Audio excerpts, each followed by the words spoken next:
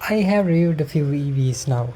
Usually it's just a sea of generic looking vehicles. But then there's this.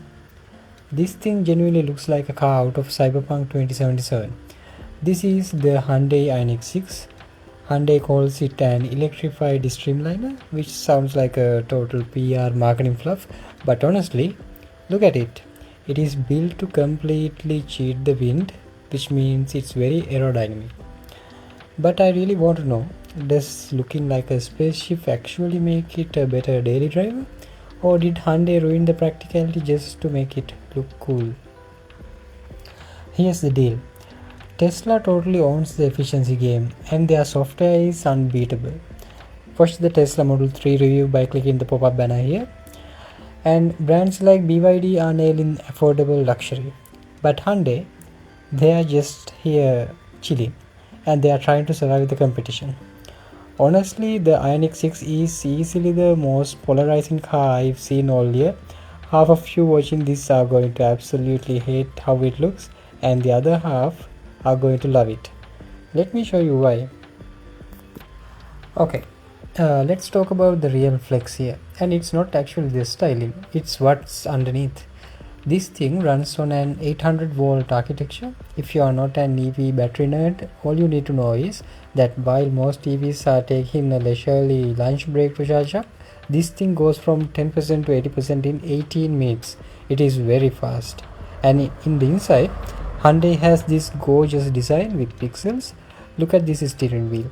There's no Hyundai badge, just four little pixel lights that change color when you swap drive modes or use voice commands or plug it in.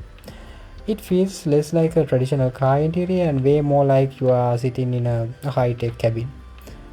Also, this design extends to the headlights and other areas as well, and I think it looks very cool and differentiates this car from other EVs. But you can't talk about this car without talking about the shape. Everything, literally everything, is designed for aerodynamic efficiency. It has a drag coefficient of 0.21. For context, that is better than a Porsche Taycan.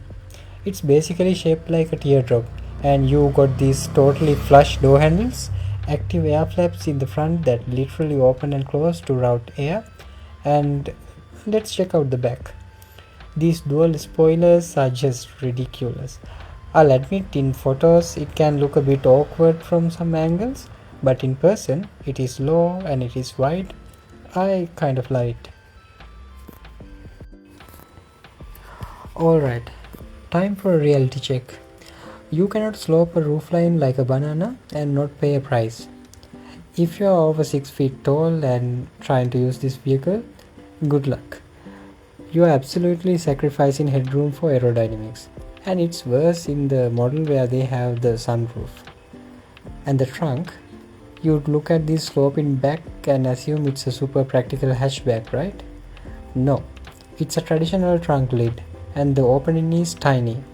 There's not that much room at the back here, and it's a massive car on the outside, but it gets pretty claustrophobic back here pretty quickly. And the infotainment system can feel a bit laggy sometimes. Also, this key fob is too big and it feels like an afterthought because it looks like they forgot to build the key fob to hold the key and you have to carry it separately, and the whole thing looks very clunky. So back to the big question, does this wild design actually make it a better EV? Well, yeah, mostly. If you care about insanely fast charging and you want a car that slices through the wind to get maximum highway range, the IONIQ 6 might be better than Model 3. But if you are a designated driver for your tall friends or you treat your car like a cargo van, you are going to hate living with it. Anyway, it's a statement piece. It's not trying to please everyone. If you are going to love it, you will love it. Let me know in the comments if you'd like to take this over a Tesla, and I'll catch you guys in the next one. Bye.